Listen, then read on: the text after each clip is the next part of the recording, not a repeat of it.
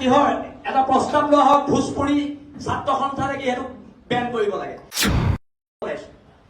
ইয়াত কি হয় এটা প্ৰস্তাৱ লোৱা হওক ভোজপুৰী ছাত্ৰ সন্থা নেকি সেইটো বেন কৰিব লাগে।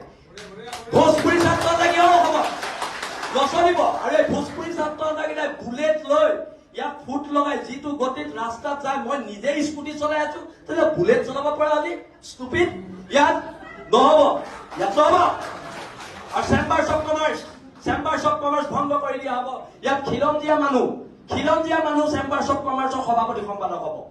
কৰ ৰাজস্থানৰ মানুহ ইয়াত আহি চেম্বাৰ্ছ অফ কমাৰ্চৰ সভাপতি সম্পাদক হ'ব লাগিব।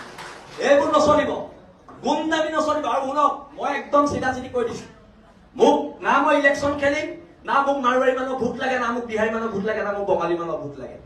মই এইবিলাকত নাই।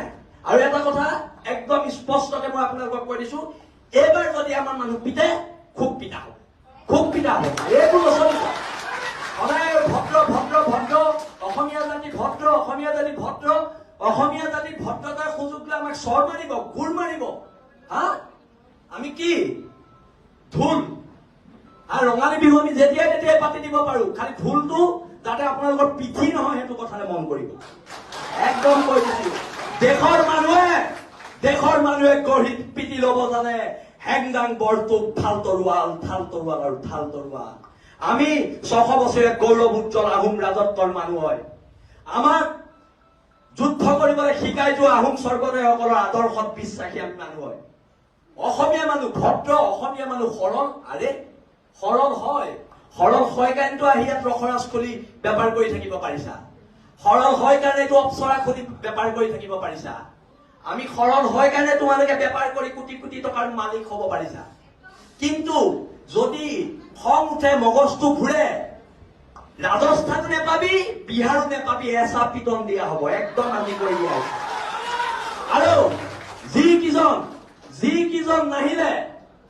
ব্যৱসায়ী নাহিলে সিদ্ধান্ত লোৱা হওক, কাইলৈ বাহিৰৰ দোকান বন্ধ। বসন্ত গগৈ ডাঙৰীয়া, মই আপোনাক অনুৰোধ জনাইছো, আপোনালোকে মোৰ বসন্ত গগৈৰ মাজত কেতিয়াবা কাজিয়া হয়, কিন্তু কাইলৈ বসন্ত গগৈ কোনোবা অনা অসমীয়া মানুহে হাত দিলে শৃংখল চলিয়া ঘৰত সোমাই বহি নাথাকে। আৰু দাদা আপুনি ৰাজহুৱা কৰক, কালি কোন 3জন বদন আপোনাৰ ঘৰলৈ গৈছিলে? আপুনি ৰাজহুৱা কৰক, 3জন বদন কোন গৈছিলে? সেই বদনকেইটাক আঁঠু গাড়ীত কাণত ধৰাব লাগিব সমানে।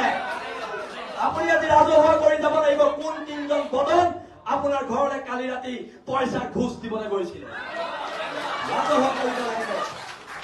আৰু এটা কথা, ভোজপুৰী সংগঠন বন্ধ। আৰু ইয়াত কিহৰ মাৰোৱাৰী যুৱ মঞ্চ? অসমীয়া যুৱ মঞ্চ আছে, চব জইন